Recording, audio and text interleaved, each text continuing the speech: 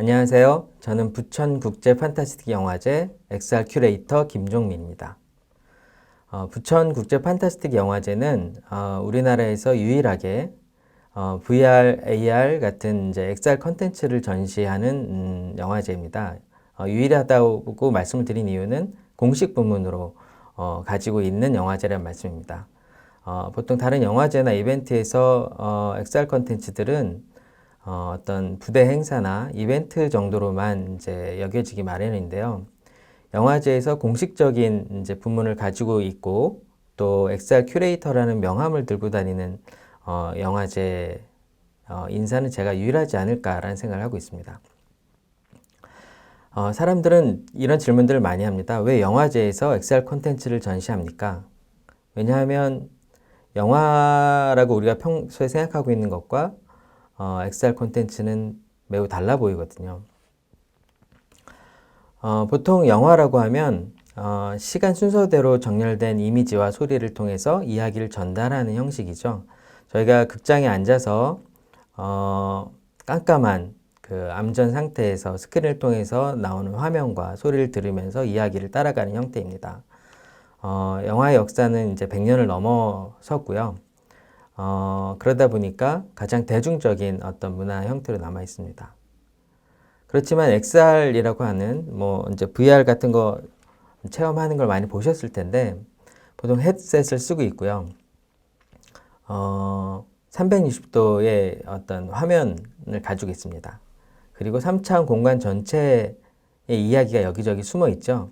그러다 보니까 이야기가 선형적으로 늘어져 있다라기보다는 관객들이 이야기를 발견하는 형태를 띠고 있습니다.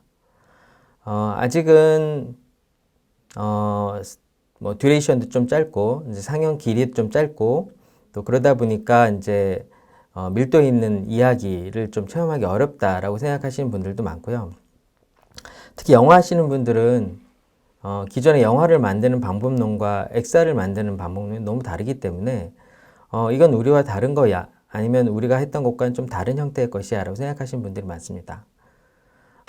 게임과 가깝다고 생각하시는 분들도 많고요. 아니면 신기술, 뭔가 재미있는 신기한 것들 이렇게 생각하시는 분들이 많습니다.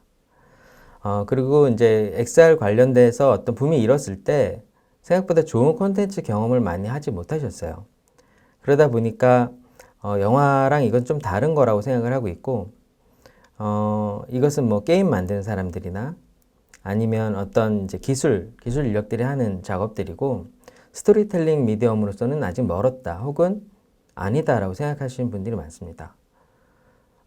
그러나 영화제는 그 한 해에 만들어진 영화들 중에서 가장 훌륭한 혹은 새로운 아이디어나 컨셉들 이런 것들을 가지고 있는 영화들을 엄선해서 관객들을 만나는 자리이기 때문에 왜 XR 콘텐츠를 영화제에서 이제 공식 부문을 상영하느냐에 대해서 의문을 가지신 분들이 상당히 많습니다.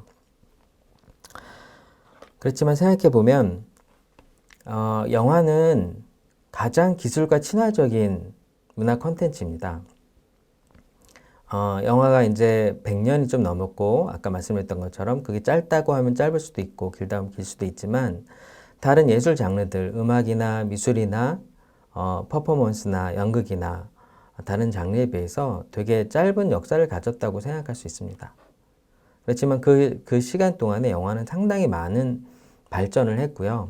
많은 형태적인 변화를 가져왔습니다. 그 이유는 늘 어떤 새로운 기술들이 나타날 때마다 적극적으로 받아들이고 흡수해서 컨텐츠 안으로 반영했기 때문인데요. 그러고자 했던 가장 큰 욕망은 어떻게 하면 이야기 속으로 가장 몰입도 있게 관객들을 초대할 수 있을까 하는 어떤 목표가 있었기 때문입니다. 그래서 잘 보면 처음에 영화는 무성 영화였잖아요. 무성 영화에서 유성 영화로 발전을 했고요. 또 흑백 영화에서 컬러, 그리고 예전엔 필름을 사용해서 영화를 만들었지만 지금은 필름을 사용하지 않죠. 디지털로 영화를 만듭니다. 그리고 사운드를 봐도 모노 사운드 혹은 현장 사운드에서 지금은 다채널 애트모스로 되게 큰 변화들을 일으켜가고 있습니다. 화면도 예전에 이제 4:3의 화면 비해서 지금은 IMAX까지 화면비가 넓어졌죠. 다 이러한 발전들은 다 관객들이 영화에 몰입할 수 있도록, 이야기에 몰입할 수 있도록 여러 가지 기술적인 도움을 주는 형태라고 볼 수 있겠습니다. 그렇다고 하면 지금 이제 XR 같은 실감 영상 쪽의 기술도 영화가 받아들이는 것이 부자연스럽다고 생각하지 않습니다. VFX들도 엄청나게 발전을 했죠. 합성이나 여러 가지 시각 효과들은 또 눈부시게 발전을 했는데 지금은 또 버추얼 스튜디오 형태로 실시간 합성되는 형태의 이제 프로덕션도 지금 실험을 하고 있고 또 재미있는 여러 가지 결과물들도 보이고 있습니다. 그리고 또 하나의 좀 괄목하는 성장을 보이고 있는 것이 평면에서 이제 공간으로 발전하고 있다라고 좀 보이고 있는데 평면이라고 얘기하는 것은 우리가 스크린 어떤 면을 얘기하는 겁니다. 그래서 영화 속에서 우리가 공간감을 느끼긴 하지만 그것들은 대부분 예전 회화에서 이제 발전했던 어떤 그 3차원을 모사하는 형태의 이제 어떤 카메라 구도라던가 사물 배치라던가 인물 동선을 통해서 입체감을 느끼는 거고요. 실제로 우리는 이러한 이미지들을 평면 스크린을 통해서 보고 있습니다. 그렇지만 공간이라고 얘기할 때는 우리가 실제 살고 있는 3차원 공간 안에 이미지나 데이터나 정보들이 공간감을 가지고 배치된다는 뜻입니다. 이러한 형태의 것들이 이제 VR, AR 같은 어떤 표현 양식을 보이고 있다고 생각을 하는데요. 영화도 이런 형태를 곧 받아들이지 않을까, 혹은 좀 더 자연스럽게 스토리와 이제 연결되는 방법들을 찾아내지 않을까라는 기대를 좀 하고 있고요. 또 하나의 말씀드리고 싶었던 것은 예전에 이제 영화 같은 경우는 감독이 제작한 대로, 의도한 대로 만들어진 어떤 그 타임라인을 벗어나기가 좀 어렵습니다. 그래서 1시간 반이 되었건 2시간이 되었건 혹은 그거보다 더 긴 시간 동안 관객들은 의자에 앉아서 아니면 이제 자기 집 소파에 앉아서 이 컨텐츠를 처음부터 끝까지 순서대로 봐야 되는 형태를 띠고 있습니다. 그렇지만 점차 이제 실시간으로 상호작용하는 형태의 컨텐츠들이 점점 늘고 있고요. 그런 것들이 이제 영화라는 형식을 바꾸지 않을까라는 기대를 좀 가지고 있습니다. 그러나 또 한편으로 어떤 형태와 기술 매체가 변한다 하더라도 스토리텔링이라는 것은 그렇게 많이 바뀌지 않았다고 생각이 들어요. 원시 시대부터 텍스트나 어떤 음성으로 전달됐던 이야기들이 여러 가지 활자 매체나 이미지나 혹은 퍼포먼스나 또 지금 이제 저희가 많이 이제 보고 있는 영화나 드라마, 뮤지컬 같은 형태로 그 형태는 바뀌었지만 표현하고자 하는 어떤 정서나 이야기나 이런 것들은 그다지 많이 다 바뀌었다고 볼 수가 좀 없습니다. 만약 달라지는 게 있다라고 하면 얼마나 더 실감나게 혹은 얼마나 더 설득력 있게 그 이야기가 전달되느냐 하는 문제가 아닐까 싶습니다. 그래서 요즘에 그 유통되고 있는 여러 컨텐츠들을 좀 이제 살펴보면 어떤 방향성 같은 게 있지 않을까라는 생각을 합니다. 영화가 현재도 이제 가장 큰 규모의 대중문화이고 지배적인 어떤 형태의 대중문화이지만 예전에 비해서 다른 이제 컨텐츠를 즐기는 사람들이 많이 늘었죠. 웹툰이라던가 웹소설이라던가 아니면 이제 유튜브 컨텐츠들 아니면 SNS를 기반으로 한 여러 가지 짧은 이야기들이나 틱톡 같은 것들도 그렇고 다양한 형태의 매체를 통해서 다양한 형태의 이야기들이 오가고 있는 것을 알 수 있습니다. 그리고 게임도 스토리에 조금 더 몰입하는 형태를 보이고 있고 오히려 또 영화 쪽에서도 게임의 어떤 이야기 구조들을 따라가는 형태도 많이 발견될 수 있습니다. 이런 것들을 좀 종합해서 좀 보다 보면 저는 크게 이제 미래적으로 볼 때 3가지 방향성이 있다고 생각을 합니다. 첫 번째는 실시간성. 이것이 저장되거나 녹화된 어떤 컨텐츠가 아니라 지금 나의 현재 시간을 점유하는 그런 컨텐츠로 발전하고 있다는 것을 좀 알 수 있을 것 같고요. 유튜브 같은 경우도 실시간 어떤 댓글이나 어떤 이제 상호작용을 통해서 컨텐츠들을 이제 많이 발전하는 걸 볼 수 있잖아요. 그리고 그런 것들이 이제 어떤 상호작용을 다 요구한다고 생각을 하고 있어요. 그래서 수동적으로 어떤 것을 처음부터 끝까지 보는 형태가 아니라 끊임없이 개입하고 또 그거에 대한 피드백을 받는 형태가 좀 더 지배적인 형태로 발전하고 있지 않는가라는 생각이 들고요. 그리고 아까 말씀드렸듯이 컴퓨팅 플랫폼이 이제 평면이 아니라 이제 공간을 기반으로 이제 이루어지고 있다라고 볼 수 있습니다. 그렇다고 하면 이런 콘텐츠를 만드는 새로운 저작도가 필요하지 않을까라는 고민이 생겼는데요. 왜냐하면 기존의 카메라를 통해서 촬영하고 편집하고 또 여러 가지 후반 작업을 하는 형태로는 이 세 가지 방향성을 담기가 어렵기 때문입니다. 그래서 가장 요즘에 이제 부각되고 있는 컨텐츠 저작 도구가 바로 유니티와 같은 실시간 렌더 엔진입니다. 이쯤에 저희 이제 영화제가 올해 그 대중들에게 이제 이야기했던 미션 스테이트먼트가 있습니다. 장르의 재능을 증폭시켜 세계와 만나게 하라. 영화제가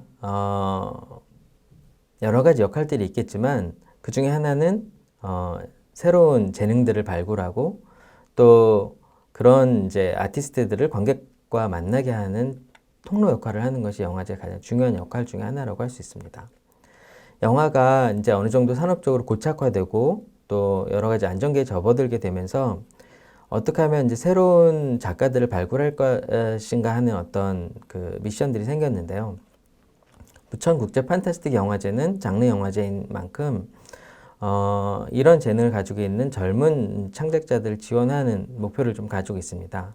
그리고 저희가 국제 영화제고 국내에서도 상당히 규모가 큰 영화제인 만큼 어떻게 하면 이제 세계로 이런 이제 아티스트와 창작자들을 연결할 수 있을 것인가 하는 이제 사명감 같은 걸 갖게 됐고요. 그렇다고 하면 기존의 어떤 문법과 어떤 산업 체계 안에서의 육성되는 창작자 이외에도 새로운 기술과 새로운 아이디어와 새로운 방법론을 무장한 작가와 크리에이터들을 육성하는 것도 중요한 일이 되겠구나라는 생각을 하게 되었습니다. 그것이 영화제에서 부천 국제 판타스틱 영화제에서 저희가 XR 컨텐츠를 전시하고 여러 가지 다양한 워크숍이나 또 컨퍼런스를 진행하는 이유이기도 합니다. 그렇지만 아까 말씀드렸던 것처럼 영화인들은 XR이라는 미디어에 상당히 멀리 떨어져 있어요. 왜냐하면 생각보다 그 기본 개념 자체가 좀 다른데 영화는 되게 시간에 관련된 예술이라고 볼 수 있습니다. 시간이 되게 절대적인 기준이고요. 거기에 어떻게 이미지들을 배치하고 샷 사이즈들을 다르게 하면서 이야기를 구축할 것인가 하는 것이 중요한 이제 미학적인 포인트인 반면에 이런 XR 콘텐츠들은 이야기를 공간에 심어 놓게 됩니다.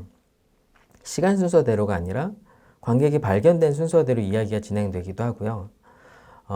또 거기서 경험되는 형태, 또 감정의 크기에 따라서 스토리가 되게 다르게 받아들여질 수 있는 되게 가변적인 형태를 가지고 있기 때문에 영화인들에게는 좀 더 이게 어렵게 받아들여지는 경향이 있습니다. 그래서 이런 새로운 미디어와 새로운 기술, 새로운 저작 도구와 영화인들을 좀 더 친하게 만들 필요가 있겠다는 생각이 들었습니다. 그래서 올해 이전에도 이제 유니티 코리아는 부천 국제 판타스틱 영화제를 많이 후원해 주셨지만 올해부터는 같이 재능을 발굴하는 시간을 가져보자라는 이야기를 하게 됐고요. 올 초부터 그 논의를 해서 저희가 쇼필름 챌린지를 해보자 이런 결론에 다다르게 되었습니다. 그래서 이제 양 기관이 MOU를 맺게 되었고요. 아시겠지만 올해 초부터 이제 코로나가 기승을 부리게 되는 바람에 여러 가지 형식적으로나 영화 자체도 되게 큰 도전과 어떤 시련이 오게 되었는데요. 하다못해 MOU 같은 경우도 만나서 진행하기 좀 어렵게 되는 형태가 되었어요. 그래서 저는 이게 오히려 더 좋은 기회가 되지 않았나라고 생각이 들어서 두 기관의 이제 대표님들께서 다른 공간에서 MOU를 맺는 것을 만들어 보자라는 이제 아이디어를 내었고요. 아이디어는 쉬웠지만 그걸 실제로 구현하는 데는 이제 유니티 코리아에서 한 달 넘게 고생을 많이 해주셨어요. 그래서 거의 저희가 처음이 아닐까라는 생각이 좀 들긴 하는데, 저희가 스페셜이라는 앱을 통해서 서로 떨어진 공간에서 직접 한 문서에 이제 서명을 하는 MOU 조인식을 가졌습니다. 그것이 저희 이제 형태적으로나 지향하는 바와 잘 일치했다고 생각이 들고요. 그때 MOU 조인식 때의 영상을 같이 보도록 하겠습니다.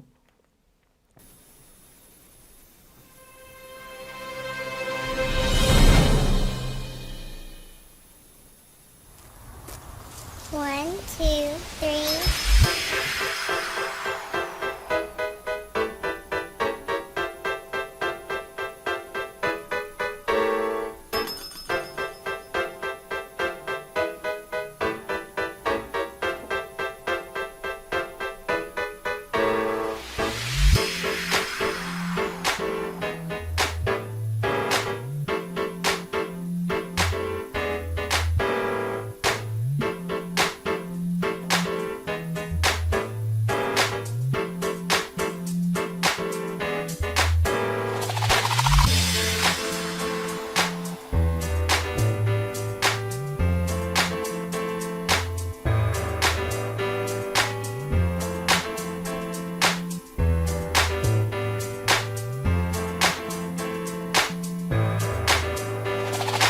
One, two, three.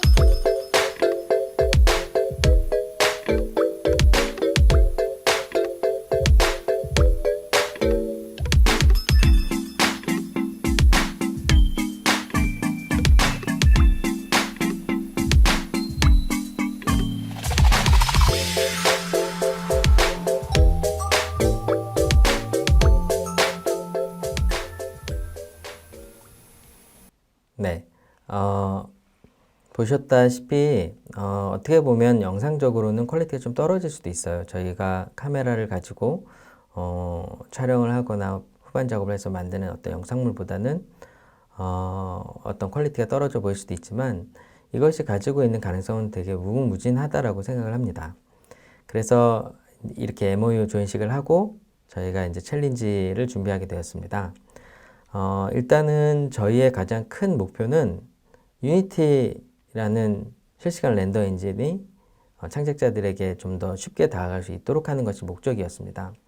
아무래도 이제 이런 엔진 기반의 컨텐츠를 많이 만드신 분이 없어서 영화제에서 선정하고 또 상영하기에는 그 수나 혹은 그 퀄리티가 많이 떨어져 있는 상태이기 때문에 창작자들을 육성한다는 측면이 가장 큰 포인트였고요. 그래서 이제 저희가 이런 챌린지를 기획할 때 유니티를 사용해서 만든 어떤 작품도 가능하다.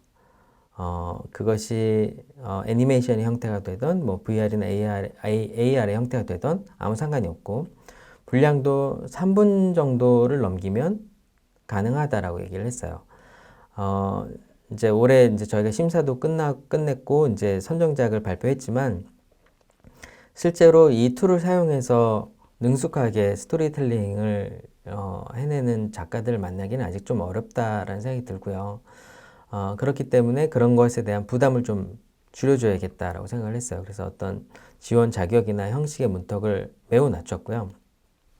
그리고 목표는 좋은 작품을 시상을 하는 것이 목표가 아니라 워크숍을 통해서 배우고자 하는 혹은 자기 작품을 만들어 보고자 하는 모든 분들에게 기술 지원을 해주고 컨셉이랑 또 여러 가지 팁을 또 전달하는 역할을 하자, 이것이 목표였고요.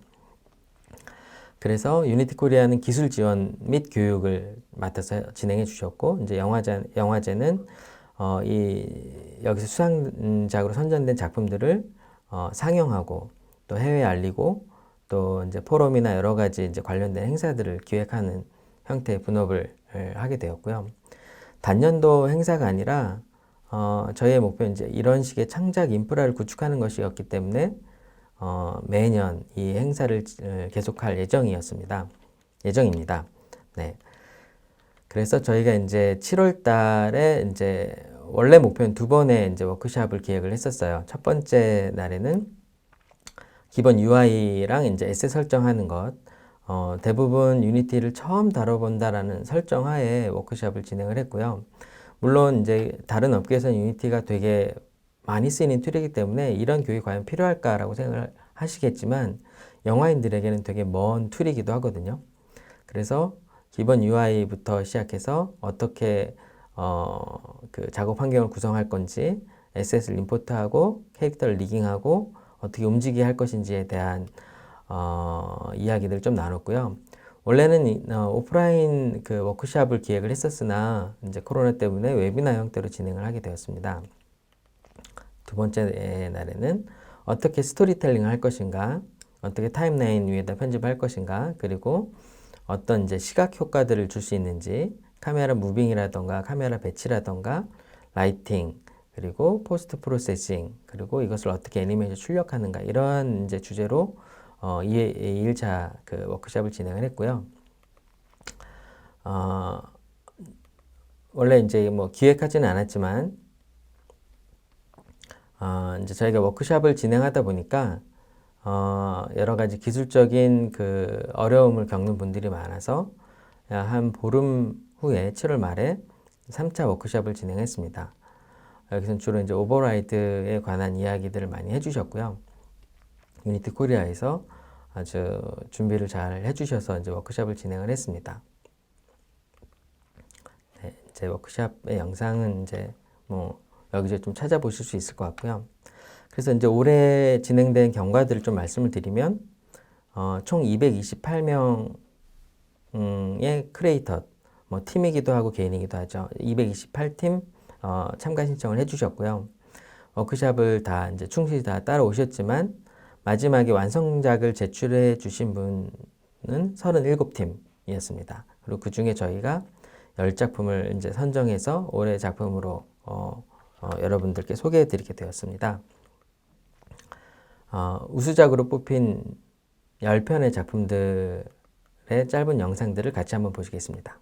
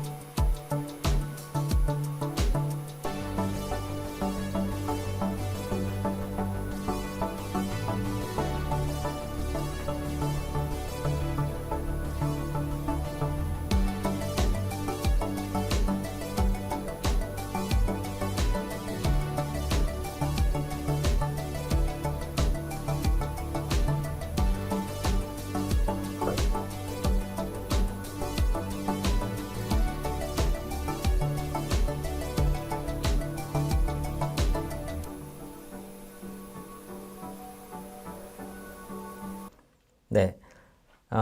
이 10작품 중에서 저희가 2작품은 최우수작으로 또 따로 시상을 하게 되었습니다. 그 최우수작으로 선정된 작품들은 바로 이제 몽유도원도와 펜팔 키친입니다. 1, 2, 3.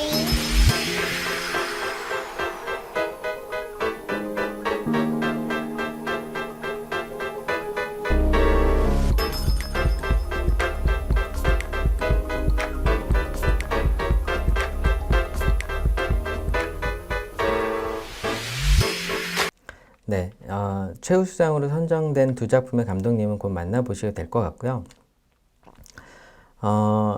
저희가 이렇게 10편의 이제 작업을 이제 선정을 해서 이제 내년도에 상영을 할 건데, 내년 2021년은 부천 국제 판타스틱 영화제가 25주년을 맞는 해입니다. 부산 영화제에 이어서 가장 오래된 영화제이기도 하고요. 가장 권위 있는 영화제이기도 합니다. 그래서 내년 25주년을 맞아서 올해 첫 번째 유니티랑 같이 했던 쇼필름 챌린지의 선정작 10편이 비욘드 리얼리티 섹션에서 공식적으로 상영될 예정입니다. 그리고 관련 주제의 어떤 포럼들도 개최할 예정이고요. 특히 이제 올해 챌린지를 진행하면서 이제 아쉬웠던 부분들은 조금 더 어떤 정밀한 스토리텔링이 가능하지 않을까. 그리고 여러 가지 그 다양한 그 방법론들에 대한 이야기들을 나눠야 되지 않을까라는 생각이 좀 들었습니다. 그래서 관련된 포럼을 개최할 예정이고요. 역시 마찬가지로 내년 초에 쇼필름 챌린지 2기를 시작할 예정입니다. 더 많은 참가자들을 기대하고 있고요. 그리고 관련한 이제 학과가 있는 여러 학교들, 또 그 이쪽 그 실감 영상 쪽 지원을 하고 있는 여러 기관들과 연계해서 프로그램을 좀 다양화할 필요가 있겠다. 그래서 우리나라에서 활동하고 있는 여러 이제 교육 프로그램이나 또 이제 프로토타이핑 프로그램들의 성과들도 영화제가 떠안을 이제 받아들여서 이제 좋은 섹션들을 좀 더 구성할 계획을 가지고 있습니다. 그리고 영화제 기간 중에 워크숍을 진행할 예정이고요. 조금 더 실질적인 도움을 줄 수 있는 이제 워크숍을 만들어서 1년 동안 자기 작품들을 유니티를 통해서 만들어 볼 수 있는 기회들을 제공할 예정이고요. 역시 올해와 마찬가지로 하반기에 작품을 선정하고 시상하고 또 여러 가지 혜택들을 드릴 예정입니다. 그리고 내년도의 챌린지는 역시 이제 또 그 다음 해에 부천영화제에 공식 상영될 예정입니다. 그래서 많은 창작자들께서 어려워하시거나 혹은 거리감을 두지 마시고 사용해 보시길 강력히 권해드립니다. 왜냐하면 어떤 형식이라는 게 영원히 가는 건 아니거든요. 그리고 어떤 이야기들을 좀 더 몰입감 있게 표현할 수 있는 좋은 툴들이 나온 거라고 생각하시면 좋을 것 같고요. 그래서 내년도에 새로운 형식과 내용의 어떤 애니메이션, VR, AR 작품의 출연을 기대하고 있습니다. 유니티 코리아에서는 되게 적극적으로 이런 교육 사업과 지원 사업들을 많이 하고 있기 때문에 작품을 제작하다가 어려운 부분이 있으면 언제든지 문의하시면 좋은 답을 얻지 않을까라고 기대하고 있고요. 영화제 쪽으로 문의를 주셔도 좋고 또 유니티 쪽으로 문의를 주셔도 좋을 거라 생각이 듭니다. 지금까지 이제 유니티와 함께 했던 쇼필름 챌린지에 대해서 간략한 소개를 드렸고요. 부천국제 판타스틱 영화제는 지속적으로 이런 새로운 창작 인력들의 발굴과 지원을 위해서 노력할 예정입니다.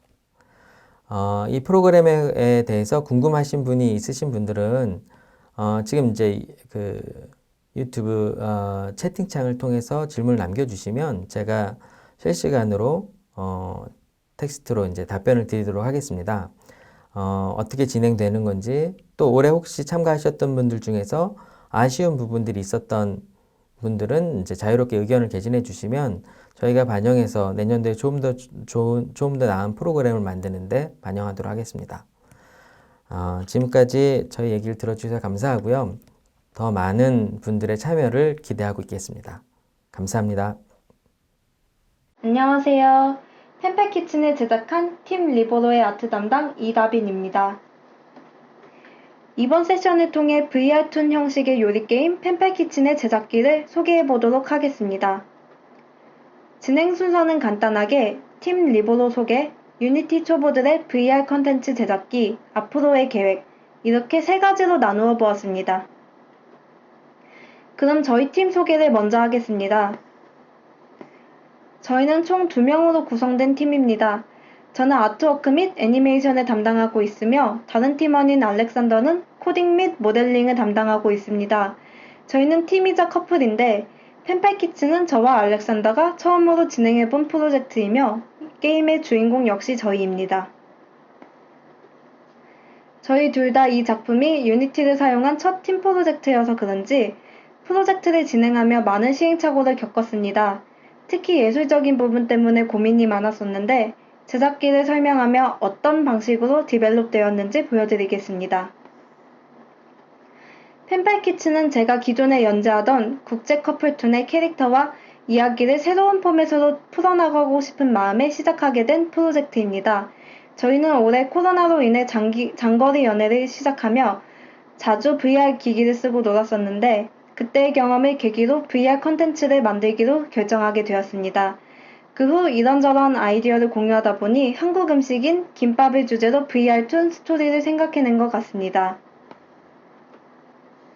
메인 프로덕션을 진행하기에 앞서 좌측에 보시는 스토리보드와 우측에 보시는 프로토타입 제작 과정을 거쳤는데 프로토타입을 만든 이유는 저희가 유니티 초보였기 때문에 유니티로 어떻게 요리게임을 만들 수 있는지 공부도 필요했고 저희가 구현 가능한 정도가 어느 레벨인지 테스트를 해야 했기 때문입니다.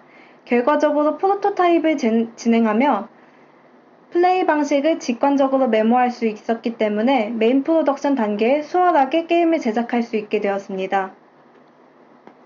본격적으로 메인 프로덕션에 들어가고 저는 인트로씬 제작 담당을 맡았습니다.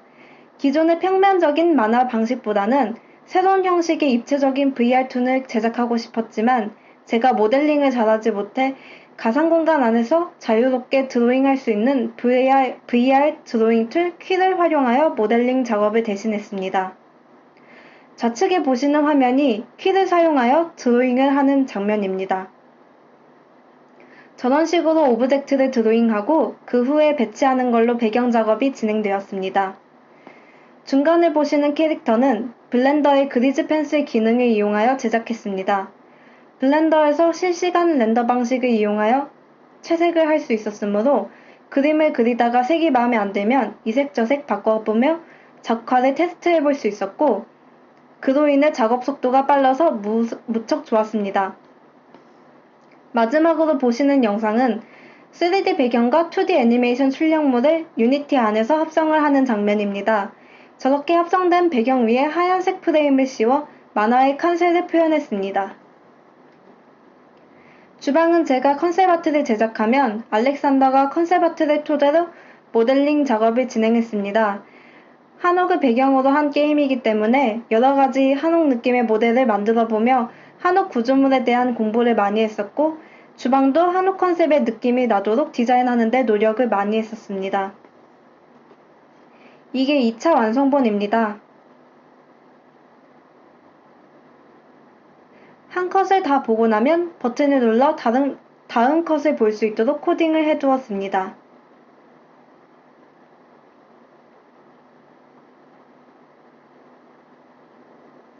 이렇게 인트로씬을 다 보고 편지를 잡으면 가상공간 속 주방으로 들어가 게임을 진행할 수 있도록 제작하였습니다.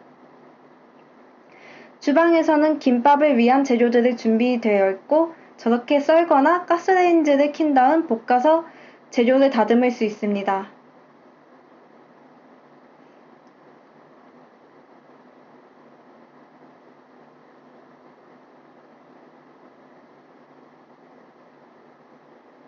오이도 이렇게 썰어서 넣고요.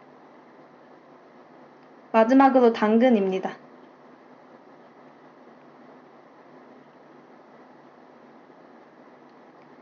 김밥이 완성되면 뒤에 있는 NPC 캐릭터한테 음식을 주고 그런 게임은 끝이 납니다.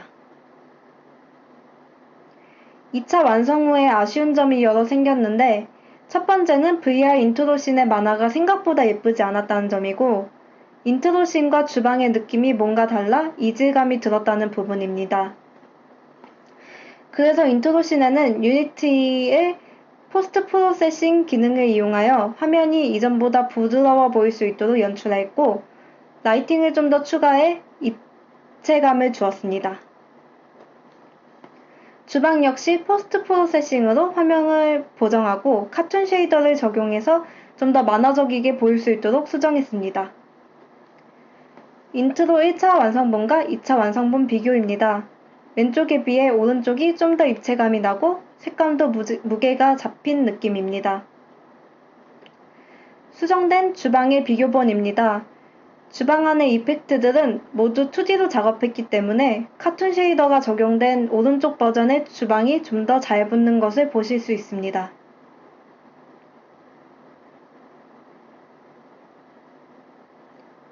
캐릭터 역시 수정된 주방이 좀 더 잘 붙는 느낌입니다.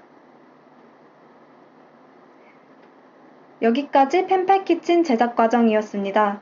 저희는 앞으로 계속 한국 전통 문화에 대한 증강현실 컨텐츠를 만들 계획입니다. 세션 감상해주셔서 감사합니다.